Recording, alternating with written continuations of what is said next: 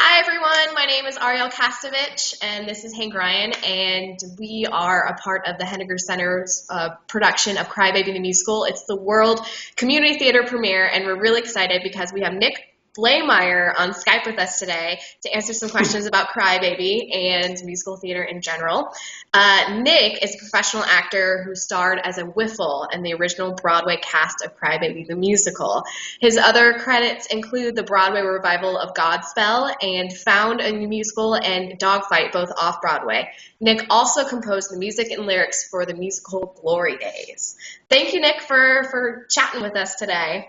Thanks for having me. It's awesome. Awesome. So we want to start with, how did you initially get involved with Crybaby? Well, I graduated from the University of Michigan in 2006, and the music director for our showcase was a woman named Lynn Schenkel, who is an incredible orchestrator, and I'm sure you're seeing her name all over your charts. Yeah, you do. Yeah, she's really something, and she was just really helpful when I got out of school by throwing me auditions right kind of out of the gate. And one of the auditions was for the first reading of Crybaby that they were doing at Bernie Telsey's office to try to see what they had. And we came in droves.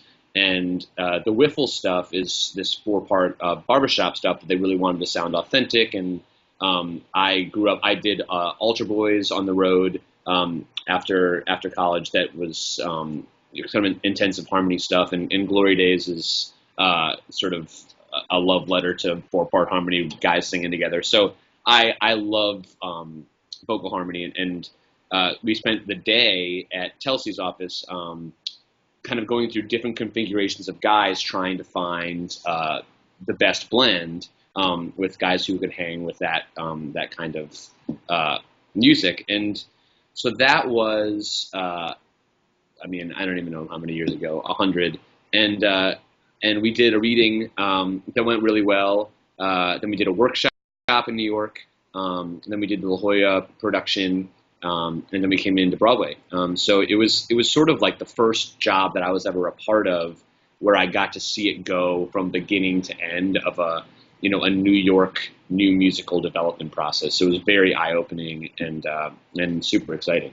And that's what I was going to ask you about, was the being with it from workshop to La Jolla to Broadway, and all the changes and incarnations it went through. And, as a director, you're always looking for that through line. And I was wondering, what were the changes that primarily that they were focused on? And was there stuff that you guys did in the workshop or La Jolla that you really loved that ended up getting cut?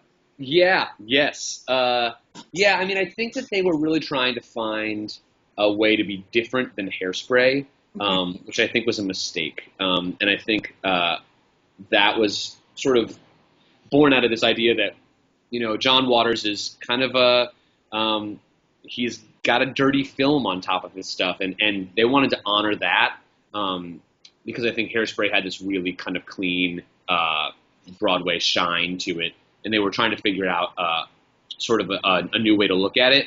And I think a lot of what they were doing was kind of being like, well, it's not Hairspray, as opposed to trying to find what it was. Right. And, bringing Mark Brokaw to the table, I think, was a really interesting choice, because he doesn't do a lot of musicals, and he does really understand that kind of,